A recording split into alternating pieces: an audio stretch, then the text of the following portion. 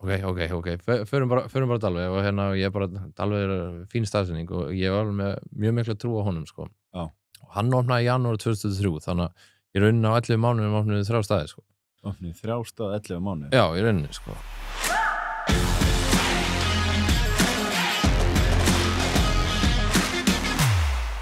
Karel Atli Ólason. Já, Karel Ólason núna. Já, Ólason núna. Velkomin í þáttinn. Já, takk hérlega. Þú ert hérna stofnandi og eigandi Prep og Prep Up og Prep Barsins. Já. Hvernig var svo svona hugmynd til og ákveður að fara út í eigin rekstur? Ég byrjaði í eigin rekstri sko á undan því. Já. Ég rauninni byrjaði með iðnaðarfyrirtæki sko, var með eitthvað garðaþjónustu og með frænda mínum og hérna já, það var svona hvorugur okkar vissi hvað vorum að gera sko, en hérna Er það ekki oftast þannig þegar maður fer út í eigin rekstur? Jú, þetta var alveg þannig sko að hérna fyrstu 2 mánuðinni sko, hringdi bókarinn sko, bara strákar þið þurfa að borga virðisauka og ég bara virðisauka, hvað það? Skilurðu?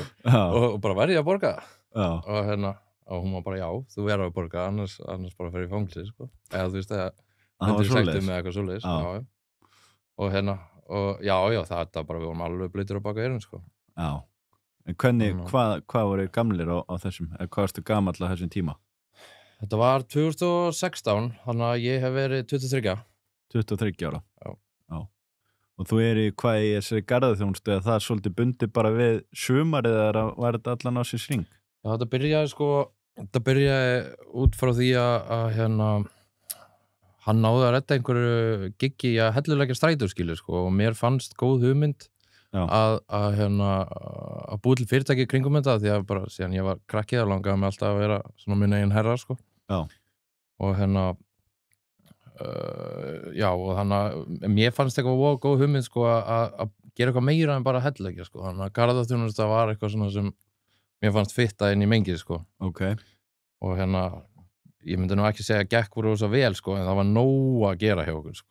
Það var nóg að gera og hérna en þetta var bara að fara inn á við ár sko, þetta var bara því við vissum ekki neitt sko. Já, þetta var bara stutt gig. Já, þetta var svona, maður var að fara sko til eitthvað svona gamla konur og hérna þær að spyrja hvernig hugsa maður birkitré sko.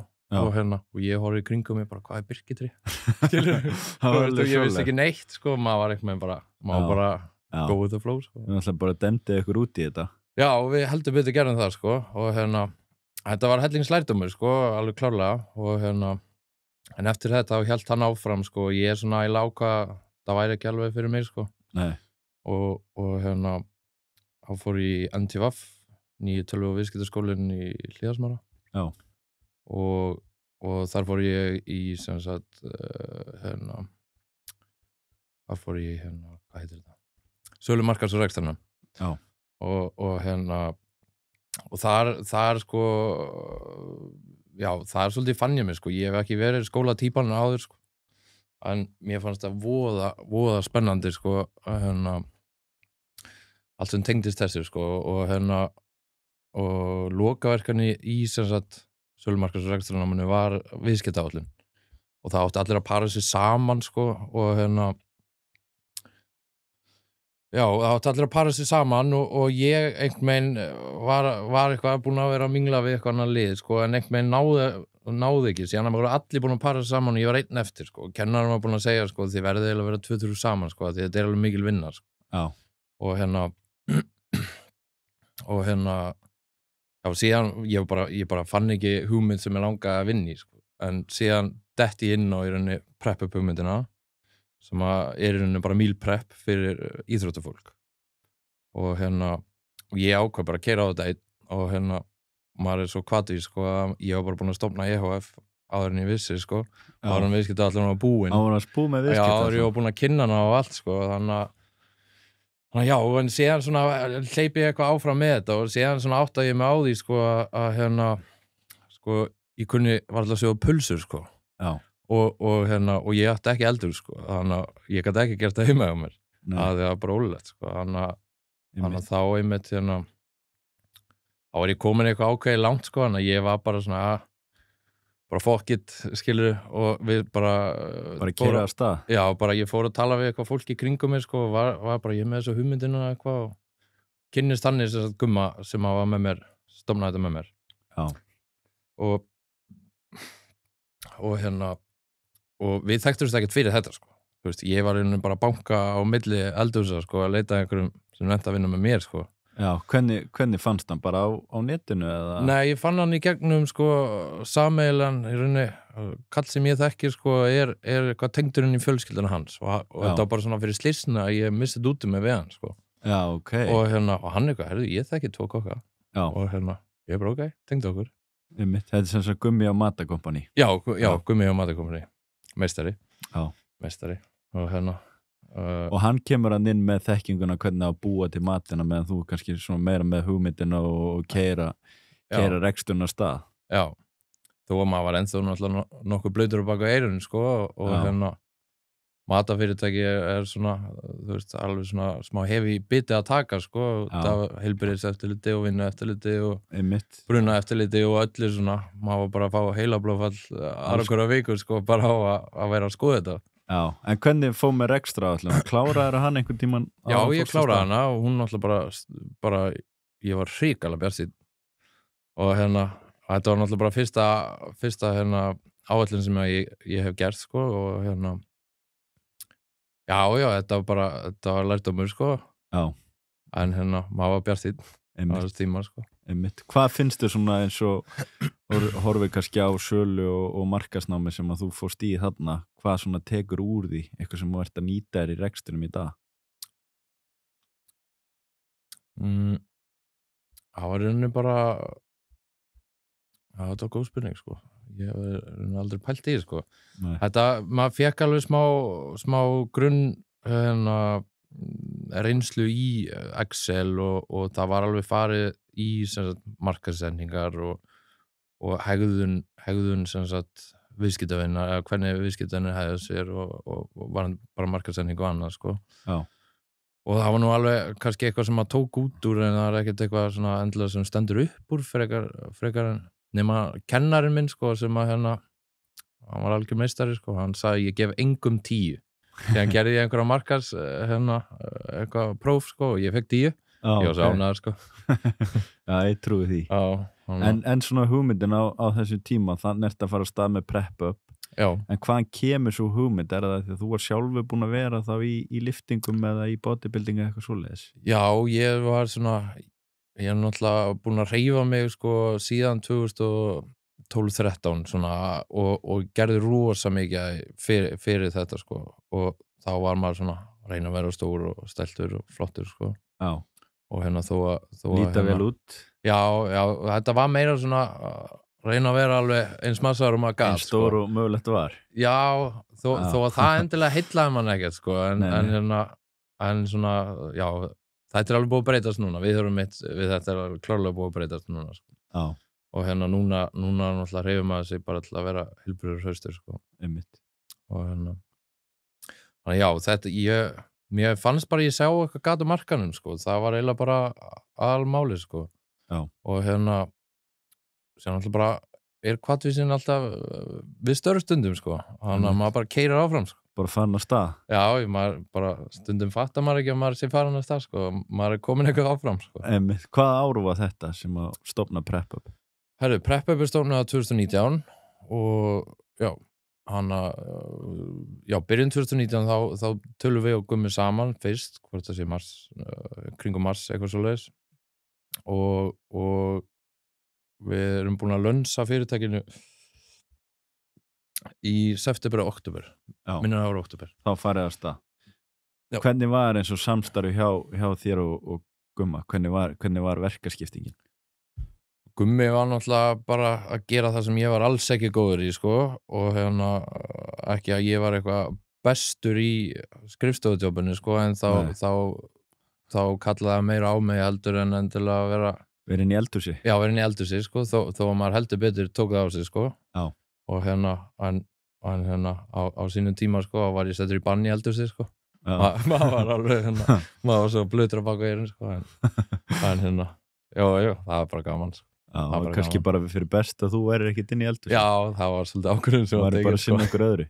Það var ákvörðun sem var tekin, sko. En hvernig voru svona fyrstu skrefin við að koma prep-up af stað, markasetning og hvernig voru það að fá eins og fyrstu viðskiptaðan til dæmis? Já, það góð spurning, sko, við fórum bara beint rosa mikið í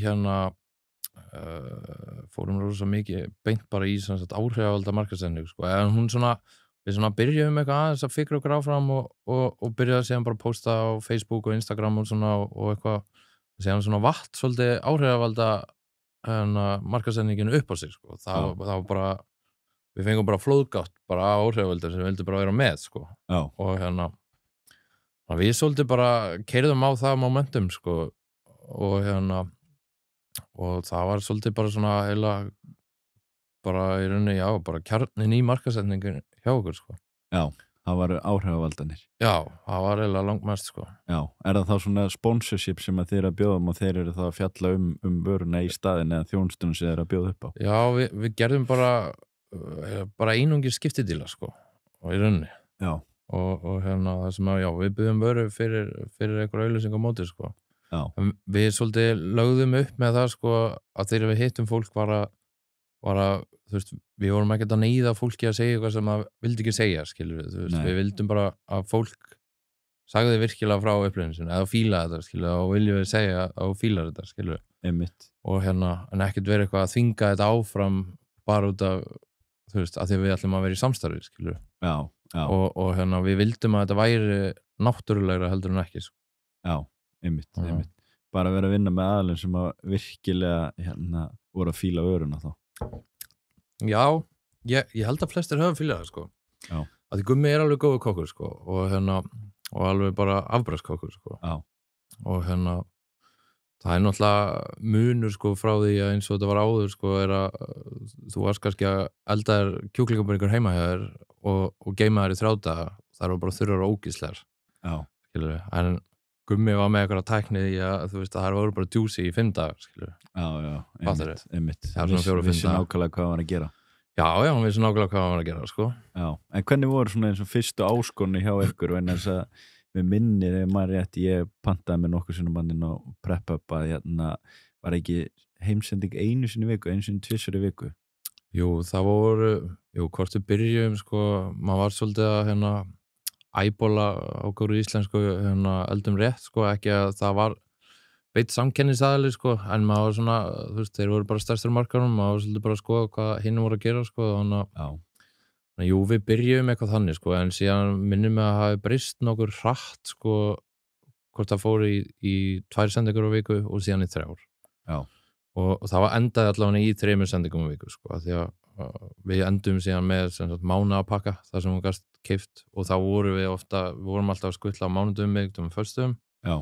Og þú veist, ef þú fékkst fyrsta afhendingadaginn á miðvikudum, skilur þá fékkstu næsta á mánudegi eða föstudegi. Já. Það var alltaf að vera að splitta 3 eða 4 dagar. Einmitt. Bara upp á að halda gæðunum sem bestum, sko. Já.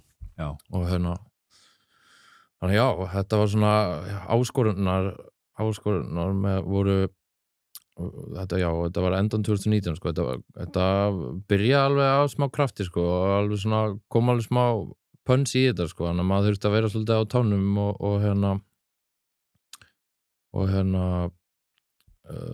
síðan alltaf bara nokkru mánuði sinna, 4 mánuði sinna eitthvað, þá kom COVID, sko, þannig að það var nú alveg challenge, sko. Hvernig var COVID fyrir reksturinn? Maður var náttúrulega komin allt í einu, maður var náttúrulega bara með kaldan örbylgju hita á mat innan gæsalappa og þó hann var nú alveg góður, sko, en þá voru við komin bara í samkeppni við alla veitingastæði höfuðborgarsvæðisins. Já, allir byrjaði að senda heim. Já, og það var orðið rosa freistandi, sko, að alla ég panta apóteki heim eða whatever, hvað sem hann var, sko, eða prep-up. Já. Og það var svona smá challenge, sko, en þetta svona undir lokin á 2020, sko, þá var kannski bara þessi angi fyrirtækisins ekki nógu stór en til að halda upp einhverjum heilum rekstri, sko. Já. En þetta var rosa góð viðbót, sko, og en bara blessunarlega þá fengum við símtal frá Hagkaup bara mjög snemma 2020, sko, bara herðu, við viljum fá okkur inn, og við bara, já, ok, byrjum á Já, var að selja réttina þá hjá þeim. Já, þá fórum við í smá vöruþróun sko og gerðum í rauninni 3 vörulið sem við settum í alla verslanir Hagkaup sem voru 7 minnum mig á þessum tíma og og bara það var nú ekki liðna meira en 4 vikur sko og fengum við símtal frá einhverju meistari í Samkaup sko sem hann sagði bara bókstaflega bara hvað þarf ég að gera til að versla vörunar ykkar í Netto. Já. Og við bara þú veist ekki að gera mikið sko, leið okkur bara að sjá þetta. Já. Og já, þá einhvern veginn sko, þá opnaði svona smá flóka sko og áður maður vissi af sko, þá var maður farin að vera með 17 vörul í 63 verslunum út allt land sko. Og það var alveg ágætt challenge sko, það var einhvern veginn og maður alltaf bara alltaf bara að gera allt í fyrst skipti sko, maður þarf alltaf að finna út úr öllu sjálfur og það var alveg smá challenge sko, af því maður þarf alltaf, við vorum með þannig samning sko að við tókum á okkur írnun og maður þarf alltaf svona vera að balansa hvað maður að setja sko í hverri viku. Hvað þýðir það að þið tækja á okkur írnun? Það þýðir í rauninni bara það sem skannast út í sölu fáum við greitt. Já, skannasölu. Já, í rauninni skannasölu, já. Og það er mismunandi milli búða hvað þetta heitir sko og já, en í rauninni bara það sem var keypt var greitt. Já. Og og þannig já, þetta var einhvern veginn við vorum alltaf bara svo æstir, þetta var bara eitthvað sem var að ganga, skilur, þannig við bara keyra nýja vörur og bara keyra áfram og já, þetta var svona ég veit ekki, þetta var alveg gaman sko, en þetta var alveg hellingschallenge. Já, ég trúi því. Hvað á þessum tíma þegar þið farið á stað, þegar get ímynda mér í þessum rekstri að skipti svolítið miklu máli að þið eru að keyra matinn heim til fólks eða keyra þessa pantani heim til fólks.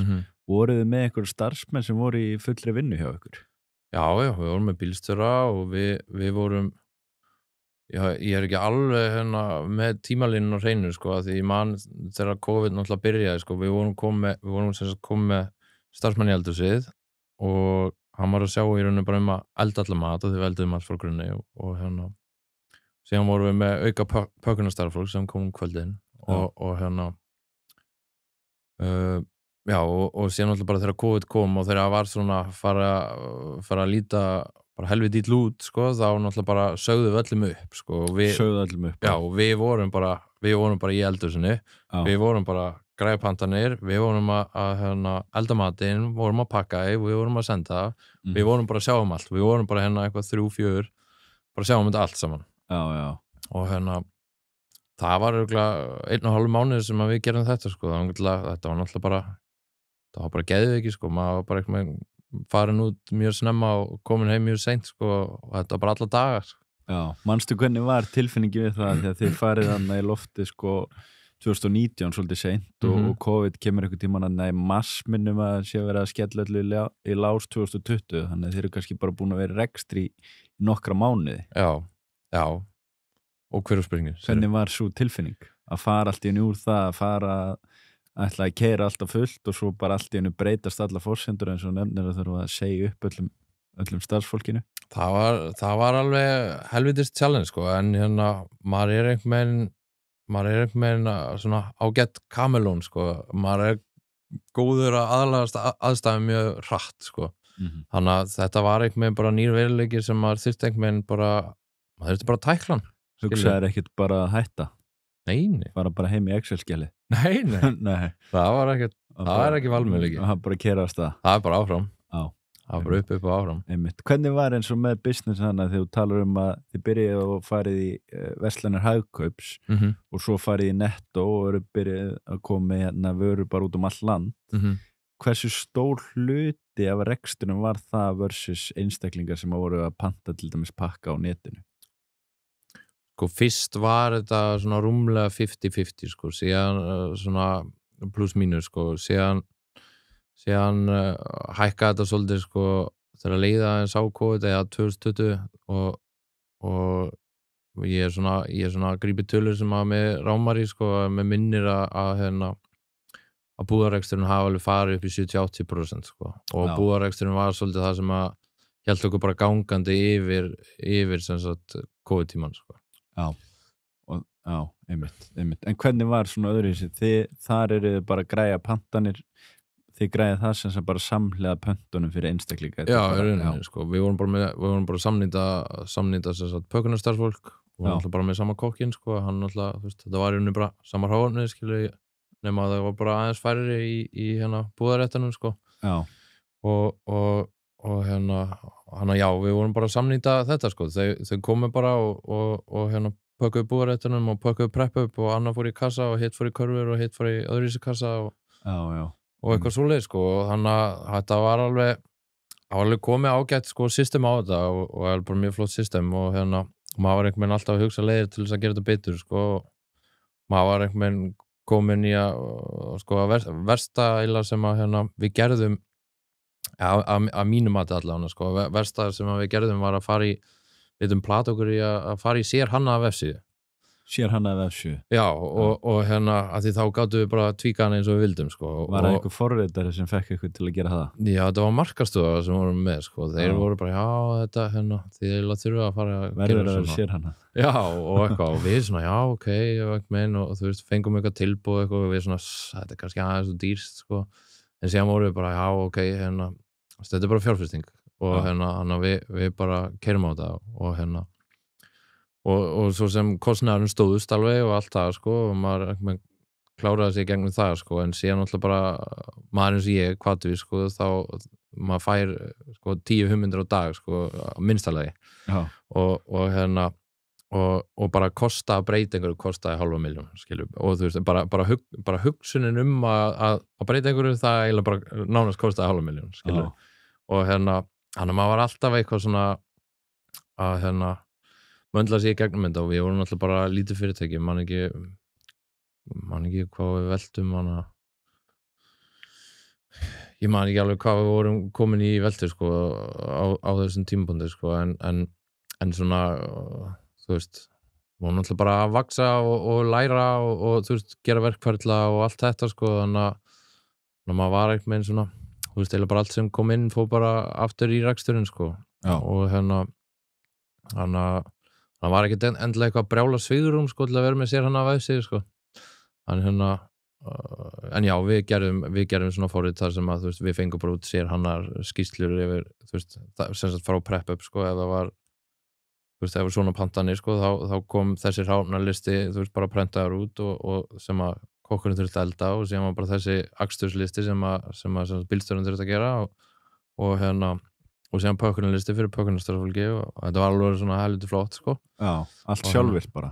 Já, í rauninni sko. Þú veist, ég þurfti náttúrulega að stilla þetta allt sko og hérna en já, þetta var allt svona sjálfvirkt sko. Og hérna, já. Þetta er allt sérhanna. Já, þetta er allt sérhanna og þetta kostaði sitt sko. En er það sama kerfi að vera að nota í dag þá eða? Nei, það kerfi sem við erum í dag á preppanum sko já, sko, svona af öllum klára í rauninni söguna sko, þá í rauninni tökur 2020 og síðan svona, það var náttúrulega búið að vera alveg helvitis harkarna 2020 og þannig að við fórum að hugsa eitthvað svona hvernig getum við þú veist, bara svona, við fórum bara að hugsa hvernig Íslendingurinn hugsar og svona þeir vilja fá allt strax já og hérna, þannig að við hugsaum hvernig getum við gert það þannig að þeir fá þetta strax og þá var bara svona, veitingastæður svona, ok, og hérna og við hugsaum, þú veist, en við viljum ekki missa sérstöðun okkar, skilja, því við vorum að senda út mat með nákvæmum næringildum sem við vorum bara að vikta bara by the gram, sko, og hérna þú veist, og hérna já, þannig að við hugsaum, sko, hvernig við getum sett þetta upp og hérna og við fórum eitthvað af stað í pælingar hana og já, í rauninni þá svona kom út hugmyndin af preppanum sko, svona kjölfar þess sko og hérna geta þá bara gefið hérna réttin út strax já, í rauninni sko, bara þú veist, þú ert bara fá prep-up en þú ert bara veitingastað, skilur og þú veist, og það í rauninni prepparinn í grunninn sko, síðan alltaf fórum við aðeins í hvaða árið þetta? Er þetta 2020 líka? Nei, ég held við höfum byrjað sko 2021 kennitalan síðan sko maí 2021, þannig við fórum nokkuð fljótlega að að pæla aðeins í þessu og hvernig við getum unnið svolítið með þetta sko en spurningin var alltaf sko hvernig getur viðskiptavinur fengið bara nákvæm næringargildi á bóksi, skilur við, bara í afgreiðslunni og og okkur dettur eitthvað í huga, náttúrulega búin að vera annað með eitthvað sér hann að vefsíður og eitthvað maður eitthvað svona aðeins dottin inn í, það ekki að maður sé forritari sko, eða gæti forritari nokkuð tímann sko, en maður svona skilur þetta svona nokkurn veginn. Já, getur stilt þetta til. Já, og ég hugsaði bara, þú veist, þetta ekki það flúki sko, en til að setja þetta upp sko, við flökkuðum einhvern veginn á milli á milli staða sko, ég heldum að fara á 2-3 staði sko og það var allir bara, nei, þetta ekki hægt. Það er ekki hægt að láta Viktor tala við spjaldtölu sko. Það er ekki hægt. Já, og við bara svona, jú, þú veist, það til eitthvað leið frá mér sko, en við erum svona ekki forritar sko, en ég verðum alveg vissum að þetta virki sko. Að þetta sé einhvern veginn hægt sko. Að láta Viktor að tala við spjaldtöluna. Já, skilur, og þú veist að því að við vorum alltaf að koma með sín sko, við erum bara með Vikt og við erum með svona stations, skilur, þú veist, við erum með heitaborðið og við erum með kaldaborðið og síðan erum við loka það sem afgreiðslan. Já. Og við vildum alltaf að viðskiptanum sægi þess að næringargildin live, þannig að ef við setjum 80 grúm kjúkling, þá bara segir hann bling, það bara breytist, hann bara komið með 80 grúm próteini og... Hver var svona pælingin bak við það? Hvernig kveikna sú hugmynd? Ég veit ekki, alveg bara svona upplifunar pæling sko, okkur langa, þú veist, mottið okkar náttúrulega bara að vera auðvitað leiðin bara holdt, alveg saman hvernig hún lítur að það sko, og þú veist, þú getur verið vegan eða keto eða bara hvað sem skilur, þetta er svo vítt. Einmitt. Og það er enginn einhvern veginn með sömu skoðuna á hvað hollt sko, og við einhvern veginn vildum bara reyna að vera þarna fyrir alla sem vildu bara hollt sko. Og það er ennþá markmið okkar sko, vera auðvitað leiðin bara hollt, og þess vegna var hugmyndin sko að eins og í dag sko, þá erum við með veitingastæðina, við erum með hráefni kílóvikt, þú veist, þú getur bara keypt í rauninni bara kjúklingi, bara 2 kíló kjúkling og 2 kíló sætum eða bara hvað sem það farið heim og preppa það sjálfur ef þú ert eitthvað svona pæli sparnaði eða eitthvað svona. Já. En þú veist, það er bara vesen að elda kjúkling og hann góður í 3-4 daga, skilur, mikið þetta. Einmitt. Og saman með sækartöflur, það er bara vesen að elda sækartöflur, fólk nenni ekki. Já, sæta kartöflur. Já, og maður skilur svo sem alveg að rísi að sjá grón sko og steikja hakk sko, en já, það er svona annar ángiða sem við erum sko með sko, og síðan náttúrulega vildum við vera með fyrirtækjaþjónustu og síðan vildum við vera náttúrulega í matvöruverslunum og það gruggar alveg ennþá í mér að vera með meal prep þjónustu, við einhvern veginn bara því við skildum að hana á sínum tíma sko, þá Já, ertu að tala meal prep sem sagt heimsendingar? Já, í rauninni bara prep up. Já, eins og þið byrjuði í rauninni. Já, í rauninni, sko. Mér langar að, það er svona final piece of the puzzle, sko. Já, en prep up barinn, hvað er svona fyrsta staðsynningi sem að þið opni? Farið svo í kjölfarið opni? Já, hún er á Suðurlandsbraut 8 og Það er fyrsti staðurinn? Já, það er fyrsti staðurinn, sko. Já. Og það er einhvern veginn, það var bara bíla að gera, sko, fyrstu mánuðina, sko, það var alltaf bara rauð út, sko. Já. Og það er einhvern veginn, maður náði bara ekki að afgreiða fólk líka við, sko, það var bara svo mikið að gera, sko. Hvernig er ekki svona dýrt að setja upp svona stað?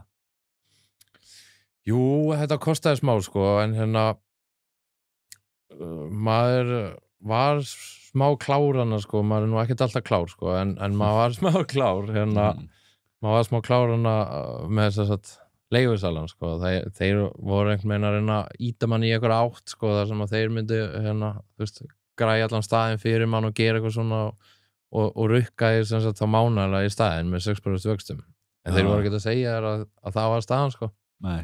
Og en síðan á einhverjum fundi, sko, mistu þeir út í sér og og ég var bara, ég var bara, herri, ég skal bara græða þetta sjálfur, sko. Þú veist, ég fæ bara úteyra að vinna og úteyra þetta, því við vorum alltaf bara á einhverju budgeti, skilur, og við vorum bara að reyna að láta einhvern draumar að veruleika, sko. Og já, ég man ekki hvað þetta kostaði nákvæmlega sko, en þetta var 10-15 sko. Já, milljónir. Já, einrétta þetta svona. Já, og bara allir pakkin sko, þú veist, það að forrita kerfi og það að gera ýmislegt og borgartryggingu og leigu og allt þetta og mikið kostnaður að opna stað.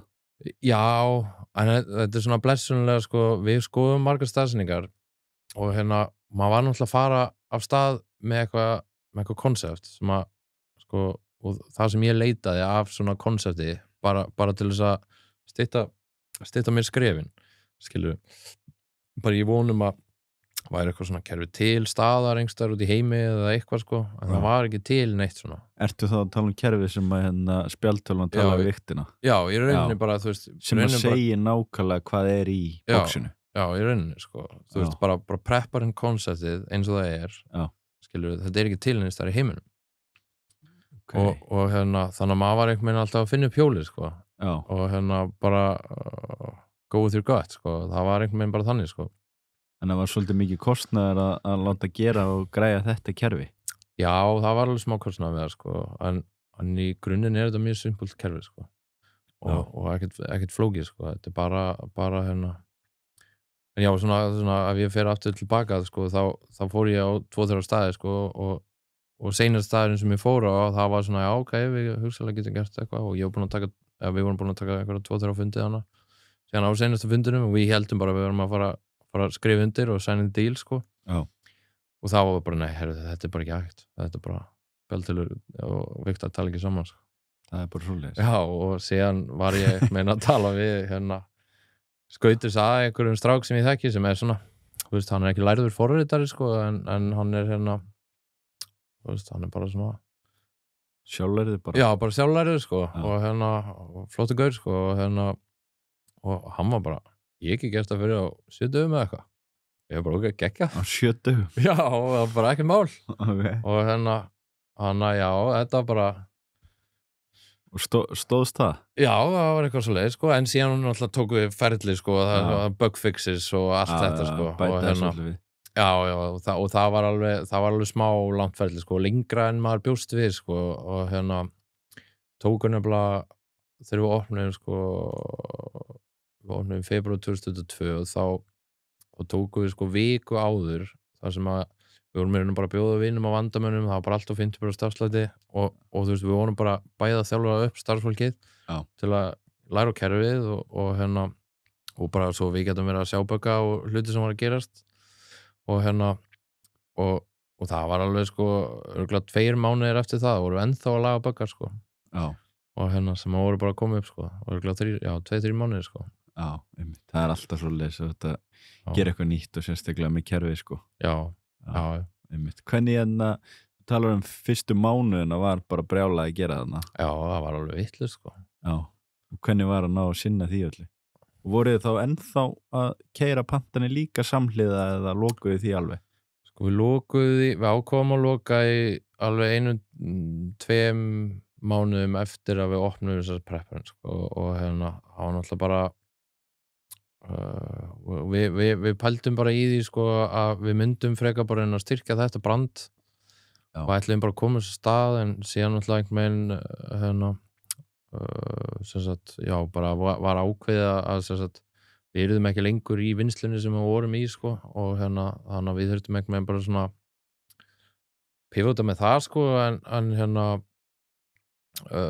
en hugmyndin var alltaf opnit aftur sko og ennþá, maður er ekki búin að síðan tekur bara alltaf eitthvað við sko og en þetta alveg ennþá stemningsgrunni sko. En hvernig var eins og vöxtun á fyrirtækinu þegar þið opnið loksins svona bara stað þar sem fólki getur komið og keypt sér box?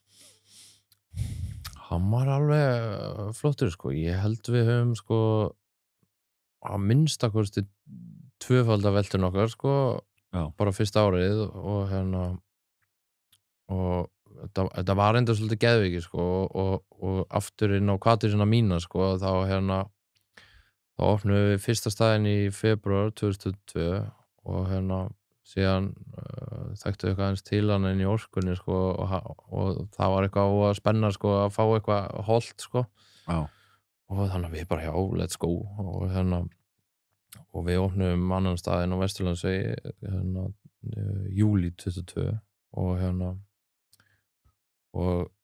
og síðan vorum við alltaf eitthvað rosa skotin í Reykjanesbæ sko, því við vorum að fá rosa mikið af fyrirspurnum að mæta í Reykjanesbæ og ég fór að skoða hann í Fitjum og eitthvað og opna þar og síðan var eiginlega bara svona bara góð á þetta sko og þú veist þannig að ég var eitthvað búin að fara hana og þú veist ég átti að fara eitthvað að skoða og sjá hvað ég sæði þetta fyrir mér og hvernig var hægt að breyta sig og eitthvað svona og síðan einhvern veginn þegar þetta var eiginlega bara komið svona á þann stað sko, maður var einhvern veginn að fara að stökkva sko, þá var bara svona herðu, setjum þetta á Dalvík og ég fannst Dalvík alveg geggjur staðsetning sko og en þetta var svona breyting. Já, þetta var rosa mikið breyting sko og maður svona var svona ok, förum bara á Dalvík og ég bara Dalvík fín staðsetning og ég var með mjög miklu trú á honum sko. Já. Og hann opnaði í janúar 2003 þannig að ég raunin á 11 mánuðum opnaði 3 staði sko. Opnið 3 staði 11 mánuði? Já, í rauninni sko. Fór svolítið hratt? Já, þetta fór svolítið hratt sko og maður fór svolítið fram úr sér sko. Síðan það gerist. Já, það gerist sko. Síðan alltaf og það sem maður er ekki alveg svona búin að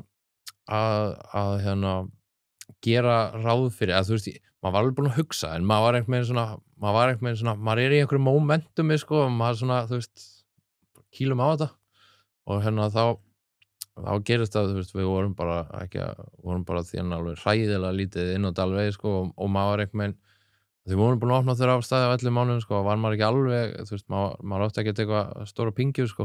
Nei, kostar náttúrulega að opna staði. Já, þú veist, við náðum að skrapa okkur fram úr því sko, en við vorum ekki búin að hugsa út í, ok, ef staðurinn gengur ekki nógu vel í 6 mánuði, já, eða hvað langan tíma sem hann tekur.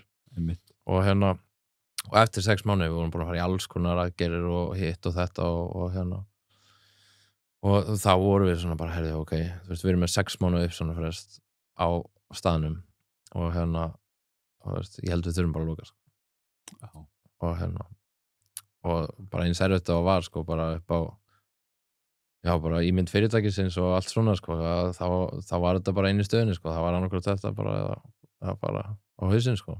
Já, maður átt að segja því svolítið hratt. Já. Getur verið dýrt að vera með 3 staði og sérstaklega veitnir ekki standa undir sér. Já.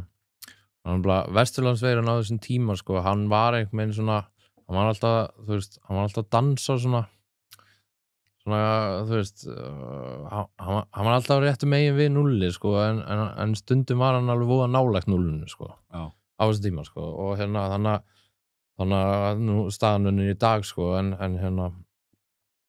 svona, já, þetta var helvitis partí. Já, ég trúi því. Já. Men eiga svolítið til að það gengur vel að alltaf séu kannski bara ósegund og geti gert allt sko. Já, þetta var eitthvað svona. Svolítið mikið mennsku brjálæði sem getur komið, fyllt í. Já, kannski ekki alveg rétt orðið sko, en meira svona hvatvísi og bara let's go. Einmitt. En hvað þau voru að spá í að opna í Reykjanesbæ, en fóruð þá aldrei út í þá pælingu meira eða? Nei, ég var að skoða daginn húsna í Reykjanesbæ sko, sem að okkur bóðið sem að mæta á það er opna matull í Reykjanesbæ. Ég er ekki skotin í matullum. Nei. Mér það er alltaf bara 1-2 staðir sem gangar rosa vel sko, en hinn eru alltaf að róteita sko. Já. Og þetta er einhvern veginn bara svona gambúl sem að... Heldur að þetta konsept myndi ekki ganga vel? Jú, en þetta er alltaf samt gambúl að því þú ert bara að berjast svo mikla athygli og einmitt, fólk hefur fleiri valmöguleika. Þú veist, alveg 100% þeir sem að leita þessu sko, fara ángar sko, en síðan náttúrulega ertu alltaf líka að berjast fólki sem að mæta ánga inn. Já. Og Bernesósan kallar alltaf aðeins meira en kjúklingurinn sko. Já, þegar þú mættur inn. Já, á mjög margar sko, þannig ég er svona já, ég held að við látum það kjörtleikja að vera á svona matullum sko. Já, allan í bili. Allan í bili sko. Já, en hvað er þið með margar staðsendingar þetta? Er það með 2? Við erum með 2 sko, og ég er alltaf opinn fyrir því að skoða kannar sko. Ég verð alltaf með augun á Akureyri sko og Reykjanesbæ. Já. Ég held að það muni ganga vel sko. Já, hvernig svona reksturinn búin að vera síðasta árið eða síðast 1,5 árið? Hann búin að vera svona nokkuð stabíll bara. Já. Og ég held að sé bara akkurat núna aðeins erfiðara tímabil bara fyrir alla veitingastaði sko, og náttúrulega bara háu vextir og og svoleiðis, og prepparinn svo ekkert háður túrista sko. Nei, bara lókallinn. Já, þetta bara lókallinn sko, og og jú, þetta bara stabílt sko, og flott sko. Ég held að bara til þess að vaksa meira sko, þau eru bara að dreifa aðeins meira úr okkur. Já, fleiri staði. Já, ég held það sko. En þú ert einn með þetta í dag, Gummi sem sagt farin úr rekstinum. Já, ég með sem sagt annan hluta sem að setja peningið í byrjun sko. Já, fjárfesti þá. Já, svona í rauninni, og var ástæðan fyrir að við náðum að opna fyrsta staðinn sko. Já, þannig að það voru 3 hluthafar.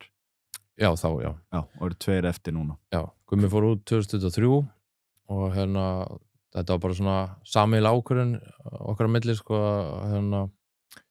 var einhvern veginn alltaf að toga í hann sko, og síðan alltaf bara hitt fyrirtæki sem hann var með var alltaf að toga í hann sko, hann einhvern veginn svona, þú veist, hann vildi vel sko, allt það sko, en hann einhvern veginn náði ekki sinna neinu nógu vel. Nei, það er að vera með fókusin einhver staðar. Já, og það var alveg þannig sko, þannig að þetta var eiginlega bara svona sameiginleg ákvörðun sko, en ég hef mér innan handar sko, og hann hjálpar mér alltaf ef það eitthvað sko.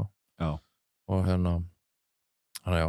Hvernig hefur verið svona reynst hjá ykkur að vera þjálfa upp starfsfólk? Já, þjálfa upp starfsfólk sko, þetta er alveg challenge sko. Sko ég blessunarlega búinn að hafa sko mitt starfsfólk eiginlega bara dagvinnu starfsfólk bara nánast frá byrjun prepparsins, og þau starfsaldurinn þeirra bara 2,5 árs, og það er náttúrulega búin að vera eitthvað smá rótering og eitthvað svona, og fæðingarorlof og eitthvað svona sko, en já, það sem mér finnst mikilvægast er að þetta fólk haldist í vinnu sko, og sé ekki mikið starfsmannavelta. Já, og sérstaklega ekki dagvinnu starfsfólki sko. Það er óhjákvæmilegt með aukastarfsfólk sem að koma í kvöld og helgar sko. Einmitt. Og það getur náttúrulega líka verið svolítið krefjandi að því að þú reka svona veitingastað, kannski ung fólk sem að taka þetta í aukavinnu með skóla eða einhver öðru. Já, það er rosa mikið þannig sko, og svona hvort maður að vera að segja sko, en það er svona margir ungi krakkar í dag, þeir eru einhvern veginn ekki nógu sjálfstæðir sko, mamman ofta að sækja vinnu, kemur með í atvinnuviðtölu og eitthvað svona, og maður svona, ætlar þú líka að koma með í vinnuna þá, skilurðu, þú veist, og eitthvað svoleiðis sko, en jú, þetta er alveg challenge sko, og það er alltaf einhver rótering á kvöldstarfsfólkinu sko, en ég er bara blessunarlega búin að vera með litla sem enga rótering á dagvinnustarfsfólki. Já, ég hef einmitt að því ég fer reglulega á prepparinn, og tekið eftir að starfsfólk að búa til réttin, að það er alltaf að stimpla eitthvað inn í iPadin. Já. Sem sagt réttin og allt það bara sett upp inn í því kerfið eða? Það er rauninni bara hvert hráefni fyrir sig, bara í rauninni með ákveðna tölur, þú veist, það er með ákveðin næringagildi, ákveðin verð, ákveðið svona, og þannig að þegar hún, þú veist, þú ætlar að velja sætar, skilur, þá ítur hún bara sæta kartöflur, setur það á og þá vigtar hún, þá veit hún bara næringagildin og sætu kartöflum og verði og allt á því sko. Já, ok. Og þú veist, í grunninn er þetta bara mjög einfalt sko. Já. Þú veist, það er þetta bara databasear sko. Einmitt. Og þetta er kerfið sem að þú búin að láta sem sér hanna fyrir því. Já, einmitt. Og þetta er það sem þú prentar út meðan og setur á bóksi, að það bara nákvæmt næringagildi. Já, það var einmitt það sem við vildum sko, í rauninni, þú veist, þegar hún að vigta og þá ert þú bara með spjaldtölvur fram á þig og þú getur bara séð sko, og þetta er náttúrulega fyrir alveg mestu perrana sko, og sem að með svona aðeins meira sko, og það er alveg nokkri sem eru þannig sko. Já. Og já, síðan hoppar þetta frá heitaborðinu, hoppar þetta yfir á kaldaborðið, og það er sett náttúrulega bara gúrku og eitthvað sem að, þú veist, þá er þetta búið að fara inn í ofn, og síðan er þetta sett saman, sósa og allt þetta, og síðan hoppar þetta yfir á þriðju spjaldtöluna, þetta er svona 3 phase sko. Og það er gengið frá í rauninni afgreiðslunni sko. Já, þessi sós og holl? Sumar, já, sko, sumar eru ekki nógu hollar sko, en allar sósunar, jógurtsósunar okkar eru með 50-50 kristjógurt, sko. Já. Og hérna á móti majónes, sko. Hollari kostur en þá. Þetta hollara, en hérna, hann er alltaf hægt að gera eitthvað betur, sko. Já. Skilur. En hefur þetta verið svona bara frá opnum? Þetta ferli sem sagt í iPadinu sem þú varst að lýsa? Já. Þetta er alltaf bara eins og ég vexmiði. Já. Þetta er svo hnitt með það. Ég veit það. Þetta þarf að vera bara bam. Skilur. Er ekki þá mjög auðvelt að þjálfa upp nýtt starfsfólk þegar þú ert með þetta svona? Jú, þú ert bara það sem að við erum mest að díla við að ná upp hraða.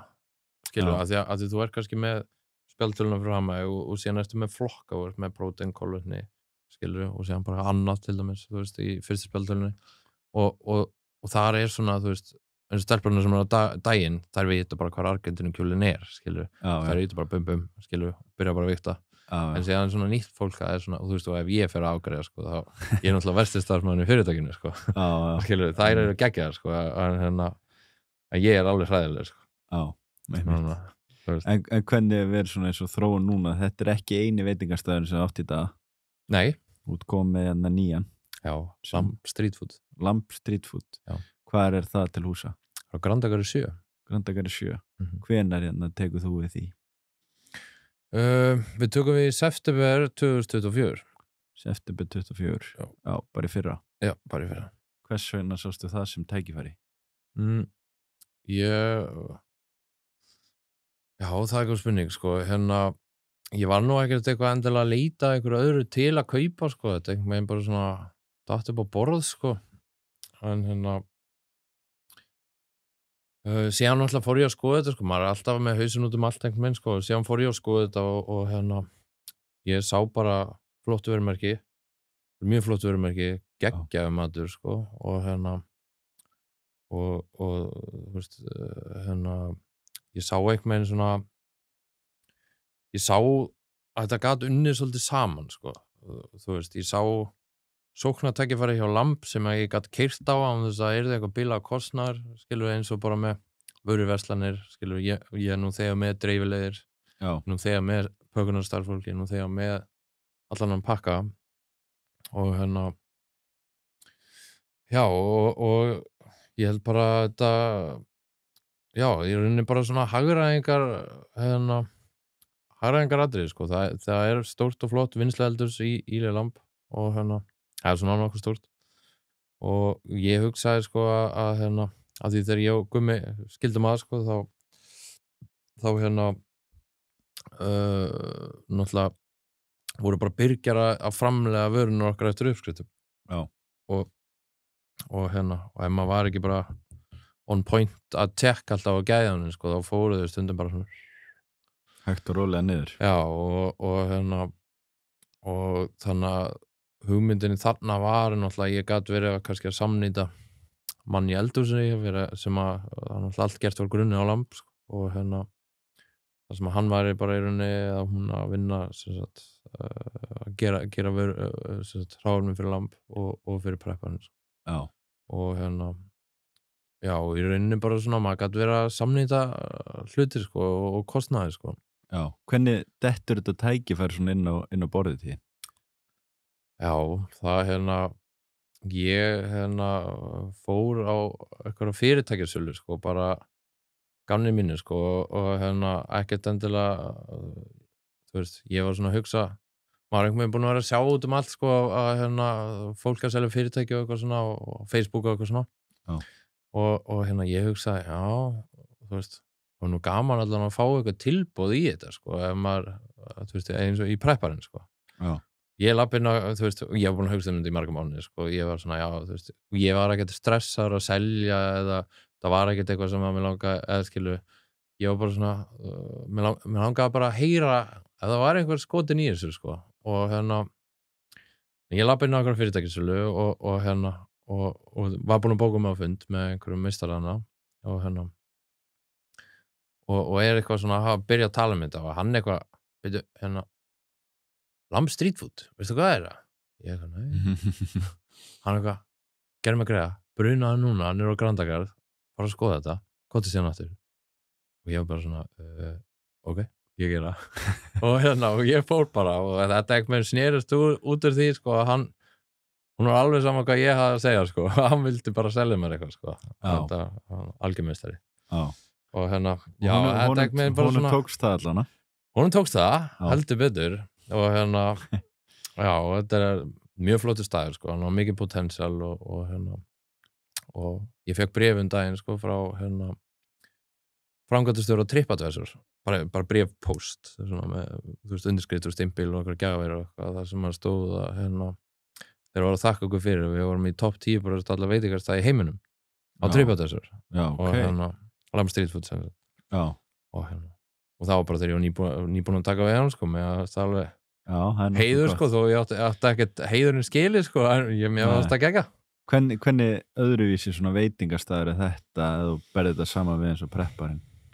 Sko þetta líka hollur veitingastæður sko, þetta og ég var alveg að viðurkenna það sko, þó að maður sé nokkuð lungin með sko, rekstur og matreiðsla hráefna á prepparnum sko, þá nær það ekkert mikið lengra en það sko og náttúrulega mannst í byrjun sko þá kunni ég alltaf að segja pulsur sko og þó Gummi kendi mér ýmislegt sko og ég alveg töluvert skári í dag og ég elda matinn heima hjá mér sko ekki konan. Það er alveg það góður? Það ég sko, já, hann bara Gummi góður kennari sko en ég verð að viðurkenna það sko, ég skildi ekki helmingin á orðunum á matseðlinum einu sinni þegar ég tók við lamb sko og þú veist, í dag maður svona aðeins var að skilja þetta sko en fyrir mér, ég skilja reksturinn skilur við, meira heldur en endilega ástríðu mat að gera sko þó að ég sé sko ég er algjör, ég er með ást á mat sko og bara gott að borða já, ég elska mat sko og maður veit hvað er gott og hvað er ekki sko þetta er náttúrulega góð samlegar áhrif þarna á milli þegar þú ert með prepparinn en hvernig fer maður að því að kaupa veitingastað, hvernig er ferli við það? Já, þetta var byrjaði bara þannig að fyrst sko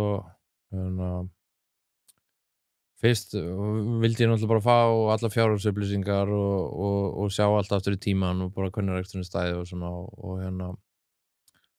og ég sá nokkur hratt sko að því að maður læriði heilan helling á að dalvegurinn var að skýta upp á bak sko. Þá læriði maður alveg hvar maður getur spara og hvar ekki sko og þó að maður getur bara spara x mikið sko þú veist og en þá sá ég svona tækifæri í fjárhagsgögnunum sko að ég gæti gert betur annars og starfsmannakostnaður er allt og hár sko og já og eitthvað svona það sem að var bara þetta í rauninni staðurinn var ekinn af starfsfólki ekki af þú veist eiganda sko eigandinn var í rauninni bara ekki búinn að reka hann í 2 ár sko. Og var ekkert að staðinu sjálfu þá?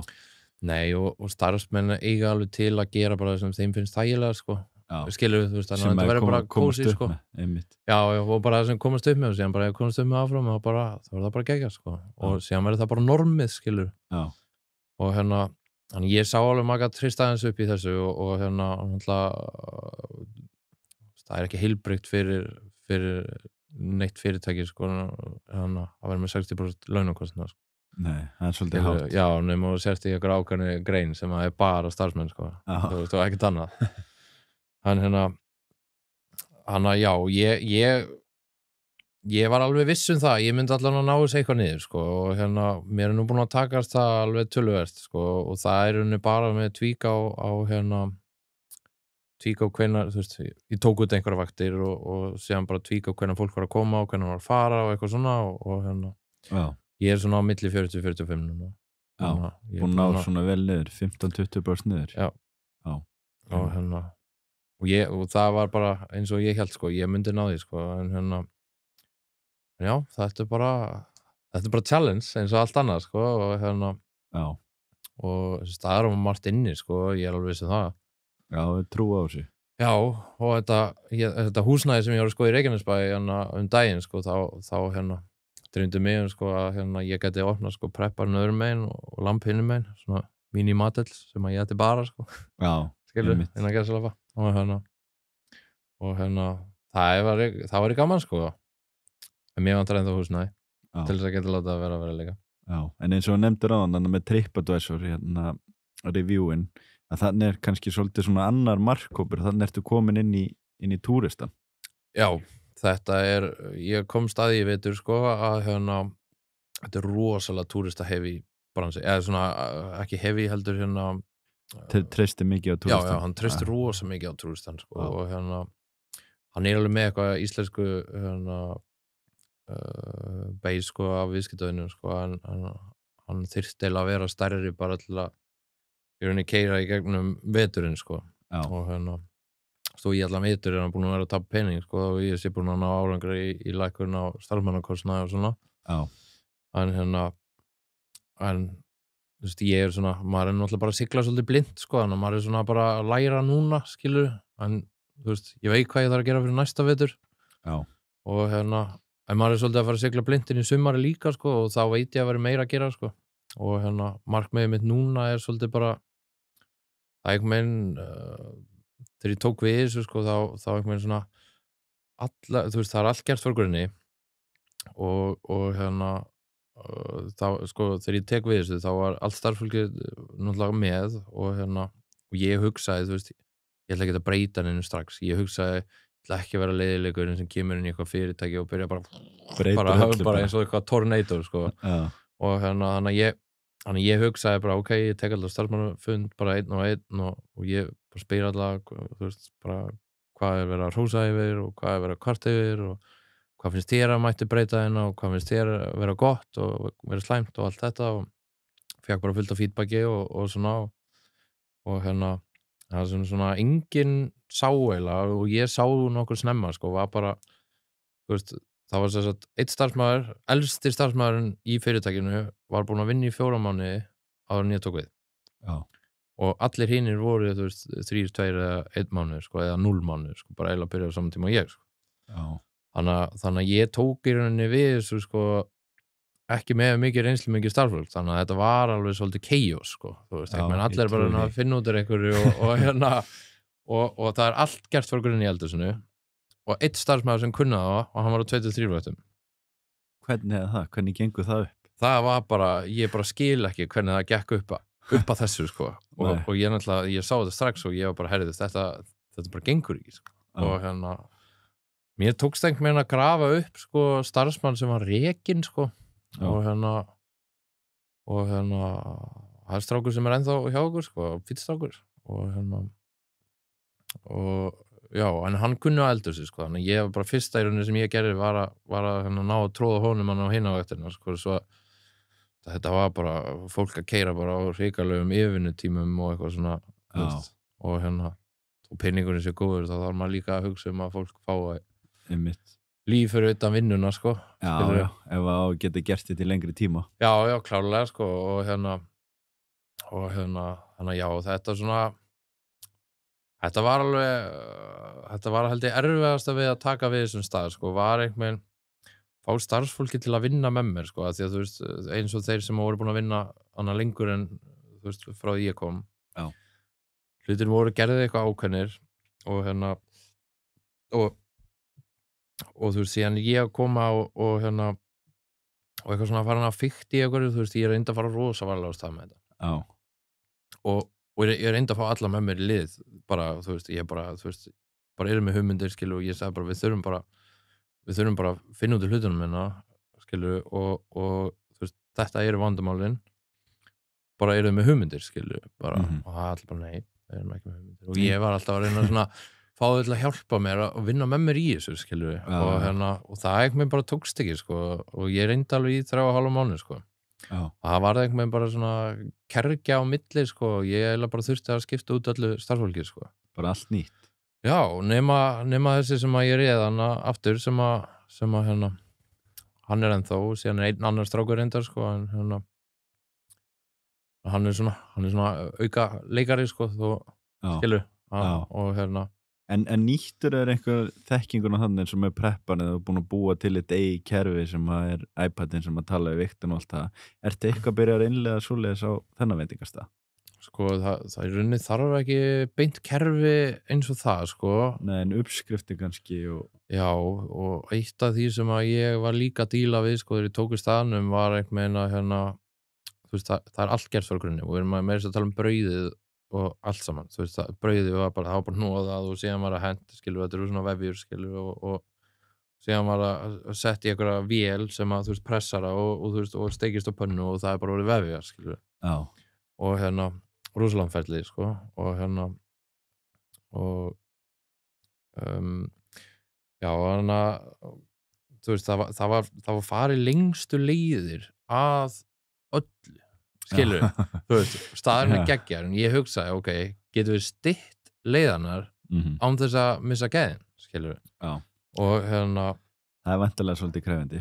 Það er svolítið krefjandi, sko, og það er rosa erfitt fyrir fólk sem vant einhver ákveði, skilur, að hérna allt í einu fara að breyta eitthvað, skilur, eða bara, þú veist, þetta er ekki vinnan sem að ég var að sækist eftir, eða skilur, þú veist, þetta var svona... Já, leið að koma einhverja breytingar. Já, og þetta er svona, þarf ég að fara að gera eitthvað meira en ég var að gera, skilur, eða svona, skilur, og þá allt í einu komin einhver svona kergjar, skilur, og hérna kannski ég, þú veist, maður reyndi á bestu getu, sko, bara að hérna, díla við þetta eins mannlegan hátt og mögulega gat, sko, en ég náttúrulega, þú veist, það sem ég er að sækjast eftir er að ég sé með langtíma starffólk eins og á preppanum, sko. Já, einmitt. Og hérna, og þú veist, að því ég er í rauninni meira að reka staðina frekar en að vera inn í stöðunum, skilur við. Já, og þannig þú ert ekki að kaupa þér starfi í rauninni. Nei, í rauninni ekki, sko, ég er ekki að kaupa mér starf og það sem að ég sá strax, sko, er að ég þurfti einhvern svona líder inn á staðnum og hérna, og ég tók alveg fyrstu 3 mánuðina í að velja þetta hvort einhver annað var,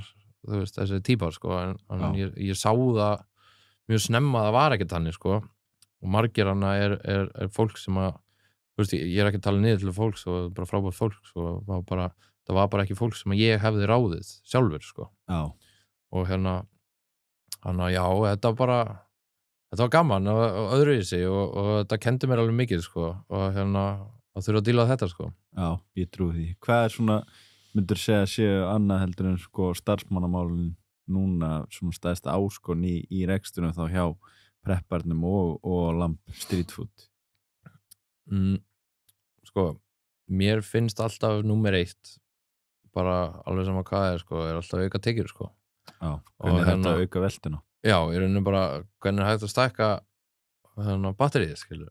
Og hérna að því veitingarekstur er alveg svolítið viðkvæmur skilur. Það má ekkert, það þarf oft ekkert mikið út að bræða til þess að hann fari að haltra þeim, skilur. Einmitt. En hérna maður þarf bara að vera nokkuð svona, maður þarf að vera svona fljótur að hérna sveigja sig, sko. Já. Og hérna vera á tánum. Já, maður þarf að vera á tánum, sko, alveg klárlega og maður þarf að fylgjast með öllu alveg klárlega, sko, og hérna og leið og ég var að fá þetta upp í hausinn, sko, ég bjóð til eitt kerfi hérna með einu fyrirtæki sem við vorum að vinna með, sko, fyrir prepparinn, sko, og það var gert í þeim pælingu, sko, til þess að bara starfsmannakursunar í Íslandi er hár og það er bara þarf ekki að tipla tánum kring það, sko. Og hérna, og hvað þá fyrir veitingastæði, þú veist, þú þarft mörg skref til þess að koma mat í munninn á einstakling, skilur, sem að hérna sem er ekki til að borga rosa mikið fyrir matinn, skilur. Já. Og hérna og þannig að þetta er einhvern veginn svona, þú veist, maður vill halda góð þjónustigi en samt er maður að reyna að passa launakostnað, skilur. Að launakostnað er bara það sem að klikkar hjá veitingastöðum sem fara á hausinn. Já. Og hérna og þannig að ég er alltaf búin að vera svolítið fókuseraður á það að þú veist, maður nái svolítið að hérna navigita þetta, skilur, maður ná að henda inn fólki þegar það þarf, taka út fólki þegar það þarf ekki, skilur, og hérna og þannig, ég fór í samstarfi fyrirtæki sem að hérna sem að er með sölukerfi og eitthvað svona og við vorum með eitthvað innstiplunarkerfi hjá þeim og ég hérna við vorum rosa mikið að díla við það, sko, að við vorum rosa duglega bara svona bjóða fólki að fara heim, það var ekki mikið að gera á hverjum stað fyrir sig, skilur, og hérna þannig að ég er unni sett upp svona ferla með vakstjórunum að þeir gáttu séð sölutölur í daginn og eitthvað svona og síðan gáttu farið inn á þarna og séð hver launakostnaðurinn var í daginn, þú veist, þeir sáu ekkert hver var að fá hvað í launaðin eitt svona, skilur, en þeir sáu bara svona, þú veist, að því þetta var bara innstefnunarkerfi, þannig að þetta var bara tikkaði áfram. Já. Og að því ég vildi að það yrði í staðinn fyrir að kannski 20. hvers mánaðar, þá sjáum við bara, herðu, ok, þú veist, þetta veltan og þetta launakostnaðurinn og hann kannski bara 55%, skilur við. Og þá allt í einu þurfa að fara að keyra okkur lágmark starfsfólki og fara að ofþreyta starfsfólk eitthvað restina af mánuðin bara til að ná einhverju viðmiðum, skilur við. Þannig ég vildi frekar geta takla vandamáli strax, skilur við, og þá bara, herru, okkur dagurinn svona, skilur við, segjum bara þessi 55%, skilur við, launakostnaður. Þá bara, herru, þú veist, vilt þú fara heim eða, skilur við, það var alltaf boðið, það var aldrei skipað, sko, og ef fólk sagði já, þá var bara geðvægt, skilur við, en það tókst náttúrulega ekkert alltaf, sko. Nei, og Þetta svo leið þá til að draga úr launakostnaðum. Já, í rauninni, sko. Og gera það bara strax. Já, og pivota svolítið, sko, með þetta, sko, og vera á tánum. Já. Og þetta er alveg búið að vera svolítið mikilvægt hjá okkur, sko. Þetta hljóma mjög sniðugt. Já. En þú ert þá hvað með vaktstjóra eða einhvern sem þá fylgjast með þessu, eða ert að fylgjast með þessu sjálfur? Þau að fylgjast með þessu, sko. Já. Þú veist, en ég kíkja alveg líka, sko. Já, en hvernig eins og hjá þér í með prepparinn og núna með nýja veitingastæðin, Lamb Street Food, ert þú mikið sjálfur í daglegum rekstri? Sko, ég ekki að afgreiða viðskiptavinni. Ég alveg búin að þurfa að stíga aðeins inn í eldhúsið á Lambinu, sko, því að maður búin að vera að setja upp svona verkferla og ég náttúrulega búin að, þú veist, læra að gera allar sósur og hráefnin og þú veist, kann þetta allt núna og þannig að ég alveg búin að þurfa því við erum nýbyrjað sem sagt að framleiða hráefni þannig sjálf fyrir prepparinn í rauninni. Já. Og það var alveg einn partur af pælingunni, sko, eftir að maður sá svona hvernig veturinn var að fara hjá Lambinu að þú veist, maður þyrfti svona að ná að auka tekjurnar, sko, og þetta var einhvern veginn svona einfaldasta leiðin fyrir mig til þess að byrja strax til að auka tekjur, sko, er að ég gæti byrja að framleiða sem sagt vörur fyrir prepparinn á Lambinu, í eldhúsinu Lambinu og selja prepparinn, skilur. Já. Og þú veist, en ég næ, sko, sem þetta auka kostnað, ég með einhver ákveðna prósentu bara fyrir þetta hráefni, sko, og ákveðna álagningu á hráefnum og ég er að, þú veist, græða pening á Lambinu og ég er að spara pening á prepparnum, skilur, af því ég er ekkert að borga fyrir einhvern forstjóra. Þú nærðu að samnýta þetta. Já, ég næði að samnýta þetta svolítið, sko, og en ég er ennþá bara svona svolítið að navigata þetta nú. Navigata þetta, sko. Já. Og maður þarf alltaf smá tíma og þú kannski veist það sjálfur að mánuðir fyrirtækjarekstur ekki neitt, sko. Nei, skilur. Það ekki neitt. Hvað en eins og þú talar í byrjun að þú varst kannski ekki mjög sterkur í eldhúsinu eða þekkti það ekki mjög vel. Er einhver svona sérstök ástæður og velur að fara í veitingastæðarekstur? Maður veitandi það og heyri svona út frá sig hversu krefjandi rekstur og erfið það getur verið, sko. Já, ætlum að segja ekki fyrir mig sjálfsæðingarkvöta eitthvað, sko, ég veit það ekki. Já, þetta er góð spurning, sko, þetta maður endaði hana eftir þessa geggju hugmynd í NTV og komin hingað.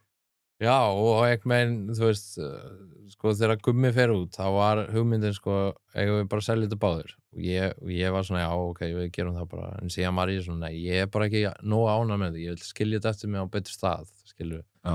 Ég vil þetta sé eitthvað betra þegar ég segi mig frá þessu, skilur. Og hann bara virti þá ákvörðun, sko, og hér er bara ennþá í dag, sko, þetta er eitthvað svona. Já. Þú veist, já. Þetta var bara svona. Já, þetta var bara svona, eitthvað. Já, einmitt. En ég get alveg ímynda mér að þetta sé líka mjög svona lifandi og skemmtilega bransa að vera í. Já, það er alveg nóg að gera, sko, í þessu og og það er náttúrulega ekkert skemmtilegra en þegar fólk er ánægt með vöruna sem að þú ert að selja þeim, sko. Og það er náttúrulega bara það sem er gefandi í þessu, sko. Já. En hvernig sérðu áframhaldið fyrir eins og prepparinn og Lamb Street Food? Er það að fara að auka staðið eða ætla að markasetja meira eða? Já, sko, maður er svolítið búin að vera one man's army núna, sko, svolítið, sko, allan að seinasta ár, sko, og draumurinn er náttúrulega bara, ég var til að opna, sko, Lambi í Reykjanesbæ Jafnvel Akureyri, það samt ekkert eitthvað priority en sem væri til að opna á Suðurlandi og Selfossi kannski aðeins lengra sko, jafnvel Vík eða aðeins styttra sko, Hellu og Kolsvöll þar bara sem að túristinn sko og og að því að þetta rosa mikill túrist þar og fólk almennt rosa ánægt með annar stað sko og ég held ég þurfa að vera svolítið hjá túristanum líka sko og prepparinn, ég var til að opna hann sko í Reykjanesbæ og hugsalega Akureyri líka þannig að það bara áframhaldi núna það bara áframhaldi, maður bara taka í daginu og einhvern veginn að skoða sem bara einmitt.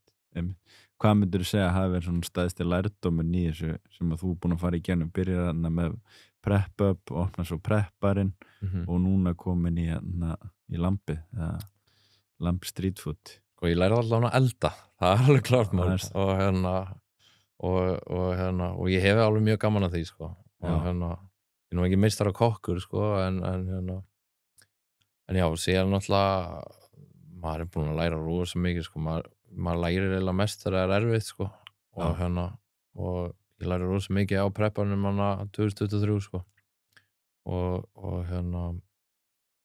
já, þetta einhvern veginn bara maður lærir svolítið á rekstur maður svona skilur rekstur og já, síðan náttúrulega maður líka búin að svolítið að maður náttúrulega bara ekki fullkominn sko, maður gerir alveg fullt af mistökum sko og maður reynir bara sem best að geta að læra bara af þeim sko en já, síðan líka bara samskipti held ég bara svona starfsmannamál og svona þau geta verið rosa brothætt sko mjög flókin já, það getur verið mjög flókin sko einn daginn sko þá var ég einmitt á einu stað og þá var sem sagt afi eina stelpu að deyja sko og ég var farin að huggast eitthvað í henni og og var farin að vera svona til staða fyrir hana sko og síðan fer ég út eftir þetta eitthvað og síðan bara hringi síminn og þá var bílstjórinn sko og þá var hann að hætta með konunni sinni og ég var allt einu orðin eiginlega til að hlusta sko og þú veist, sem bara frábært, það gott að geta treyst mér sko og ég var mjög ánægð með það sko og en svona, já, þetta fjölbreytt sko, þetta alveg mjög fjölbreytt sko og maður líka orðin helviti góður í svona heilbrigðis fræðum sko og það alveg ákveðið challenge út af fyrir sig sko og heldur manni alltaf miklum kvíða sko að díla við ríkið sko í þessum málum sko leyfismálin já, ekki leyfismálin sko, þau allt í lagi sko en svona þú veist, já, bara heilbrigðisfulltrúar, þeir svona skemmtilegir sko skemmtilega persónur já, þeir sérstætt tegum persónum en hvað heldur að þú nefndir í byrjun að þú alltaf vilja vera svona eigin herra að vinna á sjálfur, hvað heldur að það sé svona sem að drífi það áfram í þessum verkefnum sem þú ert að gera já, það góð spurning sko kannski er það hvað vísin? Já, líka sko, en mér einhvern veginn sko þegar ég var yngri sko ég átti ekkert slæmt heimilislífi eða eitthvað neitt þannig sko en það var ekkert mikill peningur endilega til staðar sko Nei. og og ég man alltaf hvað mér fannst leiðilegt sko að þú veist, ég man sérstaklega eftir einu sko ég var rosa mikill fótboltapjakkur sko og eitt skiptið þá gat ég ekki farið á pólamóti í Eyjum sko og það var bara ekki til peningur að þetta var í kringum held ég þetta var eitthvað rétt fyrir hrun en það var ekki til peningur fyrir sko og ég man hvað ég var sár sko og ég ákvað þetta ætlaði ekki að vera líf mitt sko. Það myndi stjórna þig bara sjálfur já, ég ætlaði bara að stjórna þig sjálfur sko. Og ég hef alltaf verið rosa sjálfstæður sko, ég eiginlega bara fættist sjálfstæður sko og mömmu minni til já, hún þólið það ekki sko, held ég Nei. Og ég trúi því að það sé svolítið krefjandi já það getur verið styrkur og það er kostur og galli við það sko já, það er erfitt örugglega þegar það er með óvita sko mjög sjálfstæðan óvita og ég alveg að díla við það í dag þannig að já, þetta er bara gaman já, en hvernig gengur bara vel að balansa þessu fjölskyldulífinu og reksturinn? Já, allt í lagi sko þú veist Jú, ég það alveg þannig, sko. Já. Svona ein spurning að lokum sem ég spyr alla viðmældir sem koma. Hvar sérðu sjálfa eftir 10 ár? Það svona eitthvað ákveðið sem þú vilt hafa lokið og eitthvað svona markmið í rekstinum? Sko, markmiðið mitt hefur alltaf að vera fjárhagslega stöður, sko, bara ef það springur á dekkinu, sko, ég þarf ekkert að pæla hvort ég pening fyrir, sko. Já. Og maður stefnir nú alltaf hærra en það, sko, ég segi það nú ekki, sko, en það er svona aðal kannski markmiðið, sko, en ég held ég sjá mig einhvers staðar annars staðar en ég veit ekki að gera allan. Já. Og þó að hann hefur kennt mér ýmislegt, sko, og maður er alltaf að gæla við að, sko, fara eitthvað út, sko, en fara út til útlanda? Já, bara prófa eitthvað nýtt, sko, og þekki engan og svona bara prófa, sko. Já. En ég held ég sjá, alveg oft ekki nú tíðina þar sem maður hefur verið svona down, skilur við, eftir að það ekki gengið vel eða eitthvað svona og maður hefur endað á Alfreð eða eitthvað og skoða einhverja vinnur, sko. Já. Maður svona, ég get alveg séð mig fyrir mig þannig, sko, og en síðan daginn eftir vaknar og maður bara, hvað maður að hugsa?